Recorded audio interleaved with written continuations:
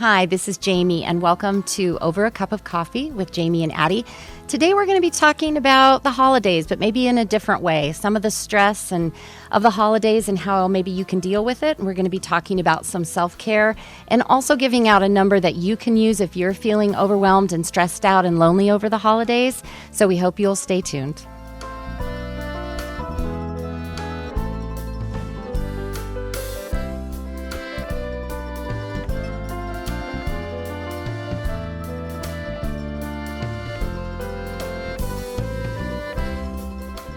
Hi, welcome to the next episode of Over a Cup of Coffee with Jaime and Addie. We are looking forward to this final episode of the 2021 year. And how are you, Jamie? I'm good. You're right. It is the final episode. And we were talking before we started recording that we started this in 2021 over a cup of coffee. And here we are, still doing it. Yeah. And building our audience on Facebook, but also on all the different podcasting sites. Yeah, it's hard to get that out. I know. And I'm still working to get them on some of the other podcasting sites, which takes some time. But I think it's exciting we've done this and stuck to it. I know, me too. Yeah, and I think it's been fun listening to all the people that we've kind of influenced along the way, or that are enjoying it, or have reached out and said, hey, I hadn't thought about that you guys talked about, or hey, that's been a great business, or that was a wonderful book. Like, it's just been so fun to share the things that we like and we think are cool. That's right. The things we talk about over a cup of coffee. Yeah. So this episode, this one is, I don't know, could be a little serious, but we wanted to talk about kind of holiday self-care. And we love the holidays. I love Christmas. I love the holidays. But I also know that people really struggle during this time of year. Yeah, it can be difficult. And I know for me personally, I'm learning to re-love the holidays. And that's been, different reasons over my lifetime. And now that my family lives far away, I think that's what has made me find a new love for it, because I have to be purposeful to see them. Right. I have to travel to them to see them, and so our time isn't taken for granted. Right. And we also leave all of our junk wherever we started from, and we get to come together and just love and support each other through the visits, rather than coming together and pointing out flaws or negative things, or you didn't do this or you didn't do that. And I know that so many families come together, and that's the conversations that they have, which makes it difficult to get through 2 back-to-back holidays. Right. Because we just had Thanksgiving. Most people were together. Then what do? Do you dread it for 4 weeks to Christmas? No, because I don't want it to do that. Well, no, and I think we're not alone in that, and I think there's some really healthy ways to work around some of the things that come up around the holidays, memories that come up. And for me, I struggle every year, and as a child, I loved Christmas. I think I spent my entire year just waiting for Christmas. Absolutely loved it. My mom, was... my mom just made, and my grandmother just made Christmas so magical. And for me as a kid, I probably didn't realize, like, my mom was probably worrying about how she was going to afford presents and all those things. But as a child, it was magical, and I absolutely loved Christmas. And so it's a more difficult holiday for me now, and I do still love it. But years ago, so going on, in 1992, actually, which tells you it's almost, my goodness, is that almost? It's almost 30 years. It'll be 30 years this new year. Goodness gracious, I can't believe that. So 30 years ago, right before Christmas, on December 19th, which is coming up, so we were expecting our second child. And we had a little boy. His name, and we still have he's our oldest son. He's still around. At the time, he was just about to. He was 2, and we were expecting our second child. And some people know this about me, and some don't. But this baby was a girl. If you know me, you know I have 3 boys who I love very, very much. But this baby was a girl. And right before Christmas, she died very unexpectedly. I was 9 months pregnant and had just had a baby shower. And she died for no apparent reason. And so a stillbirth is an incredibly traumatic experience. Yeah. Well, that doesn't even begin to cover it, actually. So, so this was the 19th. Christmas was right around the corner. We had a 2-year-old. And I was an absolute, I don't think there are words to describe it. It was beyond that. Probably not even that. You were probably just numb, huh? It was horrid. Like you. Yeah, it was awful. And I was watching something the other night where they talked about this person went through a traumatic experience and said, a part of me died at that time. And that is probably the way I can describe it. It was just, I felt like I shattered and a part of me died. And a part of me, even years later, I'm not the same person as I was before that experience. Right. Yeah. Everything about my world was shaken. Everything I believed, everything I thought I had control over, everything about my life now was no longer what I thought. Yeah. And my dad had died just about 6 months before that of a heart attack. And so it was 2 major losses in such a short period of time. And I was in my 20s, my early 20s, and I just couldn't even find my footing. Right. And so I have spoken a little bit, I hinted to this a few episodes ago about holding on and hanging on, because you don't know what's coming. You don't know what's around the corner in your life, even 30 years later. Right. And you have to hang on. No. Not today. We've got right now, but we're not guaranteed any further beyond these few minutes that we're in. Right. So you have to hold on and hang on. And so our daughter's name was Cassidy. And again, it was a 9-month stillbirth. So, I think for people who don't know what that is, it's when your child dies before birth. And it's, I know people that went through this for years, years ago, like I did, and it's still very much affects them. Very painful. Right. Yeah. So I have two other very close girlfriends that have gone through the same thing, and one of them, her son would have been 32, and the other one, her daughter would have been, I believe, 20, and very close to this time frame as well. Right. And yes, Well, and it's, and at the time I realized, and I've told my oldest son this, that because he was so little and I had to get up every day to take care of him. Right. I had to. Yeah. No, because, after a time, Darren had to go back to work and I was at home, and it was just, but I had to get up for Spencer. I had to get him dressed. I had to feed him. And I tell him, you had him. Oh, thank goodness. Thank God you had him. Because I often thought, I don't know if I would have kept going, but I had to, because I had a 2-year-old every day looking at me and needing me. So, so my daughter's name, or our daughter's name, is Cassidy. And so here we are years later, and I have 3 boys, and every Christmas this comes up, all these memories. And so the self-care part of it is that every year I do a little something to memorialize her. I buy a little angel for the tree, or I do something in memory of her. And over the years, those have become very personal, and things that I do that I don't necessarily tell everybody I'm doing. Yeah. But they're very personal to me and to Darren and to our family. And so that's part of the self-care, is not ignoring it. Right. And recognizing it and being sad. It's okay. There are things that trigger those emotions every year, and it's okay to feel sad, and it's okay to express that. And so, and what I found is it's healthier to go through the emotion than trying to stuff it down, because once you start stuffing, then you're stuffing more on top of it, and more, and then eventually you do break. Right. And it makes it that much harder to come back from if you don't just ride it out and go through it right when it's happening.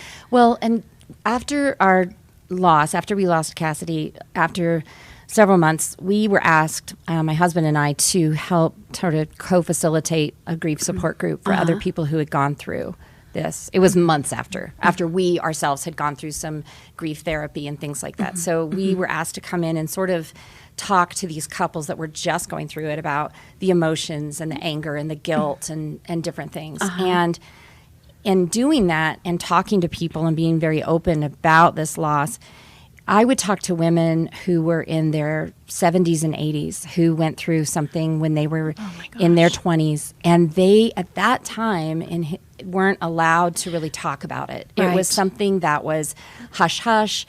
They would the hospital would, or the doctor would call the family and say, just take the nursery down before she gets home, take the clothes away, all those things, hide it all, have, and tell the mother, have another baby as soon as you can to help. So these women, so many years later, 60 years later, are still grieving this child because they didn't have the opportunity to do it then. So nowadays, we know a lot more about emotional and mental health. We know more about the grief process. And so women now and families, and that go through this, are encouraged to do things in the hospital before they come home. They're encouraged to journal. They're encouraged to join a grief support group and talk to their families about it. And so things have changed for the better. But again, you cannot go around trauma or grief. You have to work to go through it. Yeah. And that it doesn't even mean loss like I'm talking about, any kind of trauma. But I think within 2020, we've all gone through a lot of losses. Yeah. And we have to work through it. We can't just keep going around it, or else it just resurfaces. It does, with a vengeance sometimes. Yes. And sometimes in very unhealthy. Right. It will manifest itself into addiction, into overindulgence. Maybe you don't even go as far as a full-blown addiction, but maybe you've become an overindulger of whether it's food, whether it's alcohol, whether it's drugs, whether it's just there's so many different things. Shopping. Oh, anything. Shopping. So many of us have very easily fallen into the shopping trap. Right. And and that's one that, it's not that bad. Right. Well, it can be. It can be very, very bad on your family and your finances. And if you're doing it to fill a void, for sure. Yeah. So, I think, and so for people that are going through loss or emotional stress or feeling alone during the holidays, or the holidays just bring up memories. And I think that's those expectations of how it should be. And every year, as I start to feel it right around Thanksgiving, and it's the sadness. Sometimes it's the holiday music that's playing on the radio, and I could turn the station, but sometimes it's sad. It's a bittersweet because it brings back such good memories. And then I now have, my boys are all doing great. Yeah. And so the reason that we talk about, hanging on and working through these things is that people do get to a point of feeling like they don't want to go on. And that there's always somebody to reach out to. Yeah. And that can help you through that. I hope. Yeah. And I think whether you reach out to a professional or one of the prevention hotlines, and I'm terrible with remembering any kind of numbers or websites or anything. Right. But they're available. But we all have. There's got to be one person. There's got to be one person. If you have a church, your minister, or even if you don't have a church, the minister of any church will have a conversation with you. Right. And they will hold it confidential if you want it confidential. They will help you find other people to reach out to. Right. I mean, there's lots of avenues. I would imagine that there might be an elderly neighbor in your neighborhood or your apartment complex or wherever you live that might need a friend too. And that might be the best friendship and helper that you could find. There's just so many options. I know that I've, as my son has gotten older, some of my friends that have younger kids, every now and then I will, do something with one of their little ones. And thank you, Greg. And that will kind of change my perspective because my little 11-year-old best friend has me running around and doing all kinds of fun things that got me out of my head. Right. So we've got a number here. So just for people who feel like they don't have, sometimes it can be hard to reach out to a friend or family too. They don't know everything you're going through. And so they're not the ones you want to call or and reach they might out be to. the culprit. Right.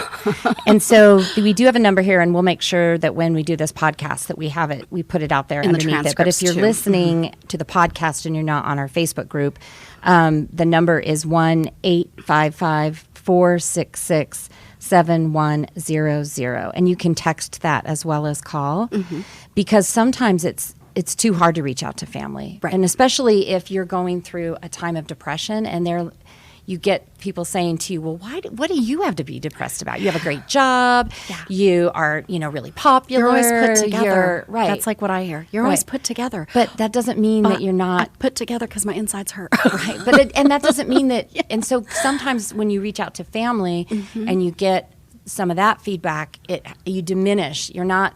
You kind of diminish what you're feeling and you hide it.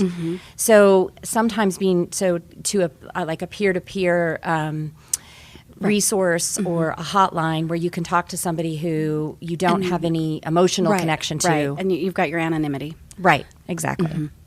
So when we back a little bit. So when we did this grief support group years and years ago, that's what we were doing, is trying to help people through the first 3 to 4 months after losing an infant, because it's such a specific type of loss. Yeah. And it's even different than people who lose children later on due to illness or accident, because for some of the people that would come into the grief support group, they had a miscarriage, and it might have been an early in the pregnancy miscarriage, or it might have been later in the pregnancy.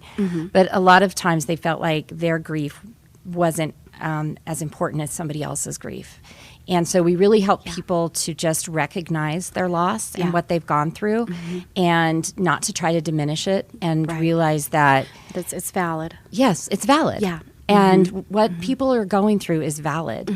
And whether it's that they lost a child, or they've lost a grandparent or a parent or a sibling or a spouse or a pet or a job or a home, it's a loss. Yeah. And it is valid. And it's grief. Grief is grief. And, Yes. And person to person, it presents itself differently. Right. I'm not going to go through a moment of grief the same way that you are. Right. We know this. And vice versa. And therefore, if we take that away from somebody, we're taking away their ability to heal. Right. And we're prolonging their healing process, because at some point, as long as they've held on and they've shown up every day, it's going to circle itself around, and they're going to have to heal through it Right. eventually, whether it's 5 years, 10 years, It 3 will be months, there. it'll be there. So we are not, neither Addie or I, as a disclaimer, are saying we are experts in mental health. We're just No. talking about our own personal experiences and how we made them through, or made it through that, but also recognizing that the holidays can be a trigger for many people, Yep. because it brings up a lot of childhood memories or a lot of expectations of how the holidays should look. Yeah. And if you've gone through a And not all loss of or a us- divorce right, or children, right, even yeah. just children growing up and leaving home, it's traumatic. It's huge. It's different. Yeah, it's just different. My son growing up, his dad and I divorced very early, and so his side of the family, they always did a big Christmas production. And by that time in my life, my grandfather had already passed away, and our family, I did come from a large family on both sides, and things shifted. Families became more of their own little unit, and aunts and uncles and cousins and things like that. We all kind of stuck to our own little families. And for my son, I wanted him to still experience that big Christmas morning excitement with the giant tree and all the presents and the stockings stuffed and things like that. And so he always spent Christmas with his dad from 5 years old forward. He, to this day, he's 25. He still spends Christmas morning with his dad and his family.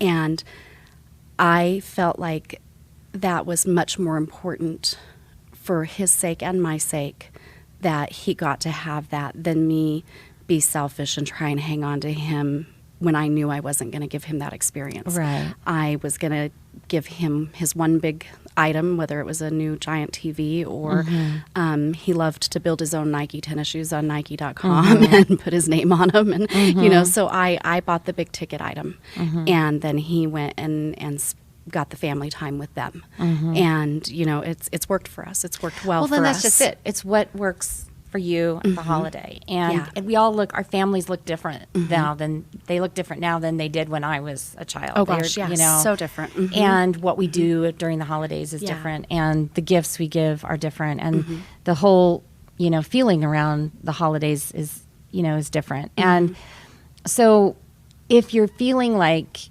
number one, you're alone at the holiday, there's some things, I mean, these seem so cliche, and I'm not meaning to say that, or I'm not meaning to minimize it, but there are ways that you can get out with other people, whether it's through volunteering or whether it's through serving in some way, or just inviting maybe somebody in just for a cup of coffee, or going to coffee with someone, or, you know, just to I get usually you kind of your head out of that place if I'm alone at the holiday.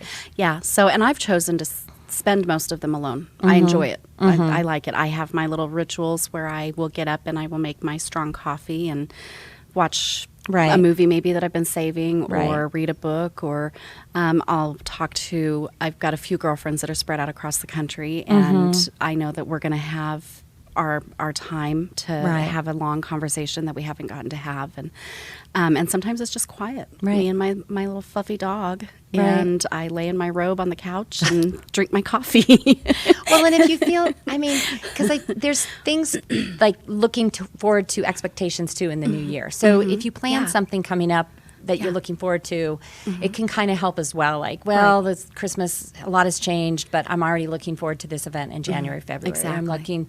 So I usually have a trip coming up in January. The last 2 years I've actually traveled on Christmas. So last year my lifelong best friend Tara, her dad had passed away right before Christmas, and he wanted us to scatter his ashes in the Pacific Ocean, which that was probably illegal, and we didn't actually do that. Yeah, I was gonna say. So, but you know, we got up right before the sunrise on Christmas morning. Her and her ex-husband and her 4 kids and I, and we went to the beach, and we had our coffee on the beach with her dad's ashes, and watched the sunrise, and it was beautiful, and it was everything that I didn't know that I needed last year. Right. I'm going to get teary-eyed. Well, and so I think sometimes we feel we're the only ones who go through these kind of emotions at the holidays. And and again, it's not that, and maybe you love the holidays and you're listening to this saying, gosh, you guys are such downers. But I think the reality is that most people do have memories. They've lost their parents, especially in our age group. Many of us have lost our grandparents or our parents or a sibling. And so, you know, when time does make it better, there's no doubt. Obviously, when Cassidy, those first few years were, I mean, just a fog to me. But now, you know, a lot of time has passed, 30 years, which is really hard for me to believe. Yeah. So we had our son, and then we had Cassidy, and then my husband and I had another baby, and it was a very stressful pregnancy. Because we didn't ever know why Cassidy had died. And it was right at the end. It was at 36 weeks. You probably had some PTSD, which wasn't really something that, I mean, it existed, but I don't think we had a good name for it back then. Right. Just 20 years ago. Exactly. Yeah. So every day for 9 months, I was pretty much woke up terrified the same thing was going to happen again. And so then when our son was born, Tanner, and I tell you this because this is the part about hanging on. You don't know what's coming. And this is where it all just is amazing to me. Life is amazing. So Tanner, when he was born, and it was very, you know, traumatic, we induced him a little early because, again, nobody knew why Cassidy had died. And so we didn't, obviously our doctors did not want us to go through the same thing. Right. So as soon as Tanner's lungs were ready, we went ahead and induced, and he was born. Wow. And when I held him, his little eyes were so open and like staring into my soul. And I remember thinking he was saying, it's all right. It's all going to be all right. And of course, my heart, all those pieces that my heart was fragmented into at the time started to come together when Tanner was born, and then again when Schaefer was born, and I had my family and the 3 boys. You got your tripod. Yeah, and my heart was together with lots of cracks in it. Yeah. But it was coming back together. And then so not this June, but last June, our second grandchild was going to be born, and we knew it was a girl. Our kids had told us it was a girl, our second grandchild, and I was terrified. I spent 9 months absolutely convinced it wasn't going to happen. Yeah. I absolutely convinced something was going to happen. Something was going to go wrong. And if you're listening thinking, gosh, how did you live? I mean, why did you create so much stress for yourself? You can only understand it if you've been through it. Right. And again, I'm going to say PTSD. Yeah. So for 9 months, I just didn't want to believe it. Yeah. And then she was born. And her name is Rebecca Cassidy, and her middle name is Cassidy. And Tanner and Sarah had a big conversation about that and actually wrote us a letter and asked us our permission, my husband and I, if they could name their daughter after Cassidy, who had died. And, of course, we were completely a big puddle of tears and a big mess. Yeah, like I'm doing right now. Incredibly honored. But now I have this granddaughter, and it's 30 years after, and at the time that I lost Cassidy, I didn't want to go on. I didn't want to get out of bed. And now I look at this granddaughter and just go, I didn't know what was coming. Right. I didn't know what the gifts that life had. And why you were made to be stronger. Yeah. There's, and why? That's, yeah. And I didn't understand. I didn't know. I couldn't see. And for anybody who's stressed out and thinking, do I want to keep going? End of your rope. You don't know. Do it. Yeah. You don't know the person that you could affect positively or the person that's going to come into your life. Yeah.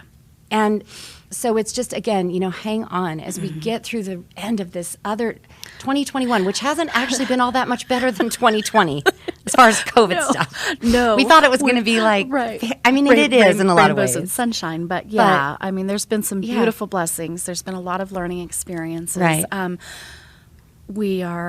I think we learned how to dramatically pivot. Yes. Yes. And we're gonna go on. Yeah, we are. And absolutely gonna go on. 5.5 years ago, I almost wasn't here. And here you are. And I've got a beautiful life. You do. And you didn't know. And so if you're out there, I'm going to give this number one more time. Again, this is for if you are feeling like you don't know what's coming and you don't know if you want to wait around for it and you're feeling desperate. So 1-855-466-7100. Please call or text, reach out to somebody. There are many people, if you've gone through something there are many support groups out there. There's an infant loss support group. There is, if you've lost your spouse, which many have, if you've lost a parent, if you're going through a specific illness, which also changes your life, or a divorce, or there are so many groups out there. And don't be afraid to reach out because everybody there is there for the same reason. And you're going to find people that can really understand and not completely relate to you, but they can help. They're going through a similar experience, not exactly like yours, right? Because we are all different.